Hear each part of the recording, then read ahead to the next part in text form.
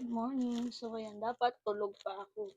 Pero dahil ang Jerome, ay may order na naman at hindi na naman nag-iwan ng kanyang pambayad. Ay, katok ng katok yung rider.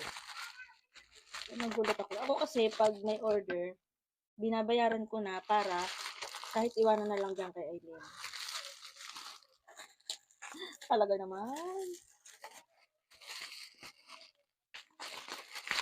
Tapos, hindi pa ako ini-inform na may parating siya para babangon ako bago pa lang yung rider dumating. Ganun kasi ako kapag may order, bayad man o hindi. Pag may order ako is bumabangon ako talaga ng maaga. Kasi ayoko ng katok eh. So, ito pala yung in-order niya. And then, bago yan, nagulat ako, may iniwan siyang letter. So, ayan. Ito yung iniwan niyang letter. Sa tissue pa nagsulat. Nagpa-Gcash ako, talo. Cry pa yata. Yun, no? Sad and cry. Tapos akala ko yung pera na yun is yun yung pambayad. Yun pala yung pinakash in niya galing sa Gcash ko.